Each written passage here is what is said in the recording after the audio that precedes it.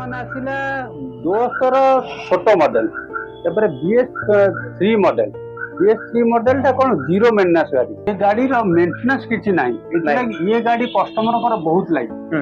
ମଡେଲଟା ଛୋଟ, ମାନେ ଜଷ୍ଟ ଆମର ମେଗା ଏକ୍ସେଲ ତାଠାରୁ ଟିକେ ବଡ, କିନ୍ତୁ ମେନ୍ କଥା ହଉଛି ଆର ମେଣ୍ଟେନାନ୍ସ ନାହିଁ। ଗାଡିର ଯୋଉ ଗାଡିର ମେଣ୍ଟେନାନ୍ସ ଏତେ ନାହିଁ, କଷ୍ଟମର ପ୍ରାୟ ସେ ଗାଡିକି ବହୁତ ଲାଇକ୍ କରନ୍ତି। ସେଥିଲାଗି ଏ ଗାଡିଟା ବି ବହୁତ ଭଲ କରିଛି, ମଡେଲ ବି ଭଲ ଅଛି। ଭଲ ଯାଉ ଗାଡିଟାକୁ ଭଲ ସଜାସଜି ବି ହେଇଛି। ପ୍ରିଭିୟସ୍ ଓନର ଯିଏ ଥିଲେ ପୁରା ମେଣ୍ଟେନ କରି ଗାଡି ବି ରଖିଛନ୍ତି। ଗାଡିଟା ରଖିଛନ୍ତି, ଇଞ୍ଜିନ ବି ଚକାଚକ ଅଛି।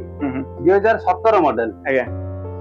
ମିନି ଟ୍ରକ୍ ଟାଇପ ର ଦେଖାଉଛି। ହଁ ଦେଖାଯାଉଛି, କିନ୍ତୁ ଗାଡିଟା ବହୁତ ଭଲ ଅଛି। ରେଜିଷ୍ଟ୍ରେସନ ସହିତ ଗାଡିଟି ଆପଣ ଦେଖୁଛନ୍ତି। ଆପଲର ଟାୟାର ଆଗ ଟାୟାର ପାଇଯିବେ, ପଛ ଟାୟାର MRF ର ପାଇଯିବେ। ଆଗ ଟାୟାର ଆପଣଙ୍କର ଆପ୍ରୋକ୍ସ 50 ରୁ 60% ପାଇବେ, ପଛ ଟାୟାର ପୁରା ନୂଆ ଅଛି।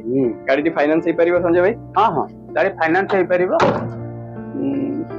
ସେମିତି ସେମ୍ ରହିବ ଡିପି ଆଉ କ'ଣ, 80 ରୁ ଲକ୍ଷେ ଟଙ୍କା। 80,000 ଏଠି ବଡ ଗାଡି ହଉଛି, 80,000 ହେଇପାରିବନି, ଲକ୍ଷେ ଟଙ୍କା ଆପ୍ରୋକ୍ସ ନେଇକି ଆସିକି ଆପଣ ଜଗନ୍ନାଥ ମୋଟର୍ସ ଭିଜିଟ୍ କରିପାରିବେ।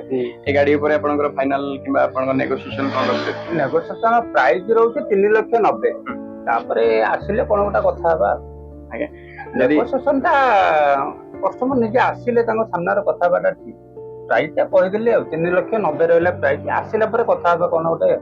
ଯଦି ଆପଣ ଭିଜିଟ୍ କରିନାହାନ୍ତି, ଭିଜିଟ୍ କରନ୍ତୁ ଆପଣଙ୍କର ଜଗନ୍ନାଥ ମୋଟର୍ସ। ଭାଇଙ୍କ ନମ୍ବର ଅଲରେଡି ଡିସପ୍ଲେରେ ଅଛି, ଅଫିସ ନମ୍ବର ବି ଆପଣଙ୍କର ଡେସ୍କ୍ରିପସନରେ ଅଛି। ୟା ଉପରେ ବଜେଟ୍ ଡିସ୍କସନ କରିକି ପଳେଇ ଆସନ୍ତୁ ଭୁବନେଶ୍ୱର।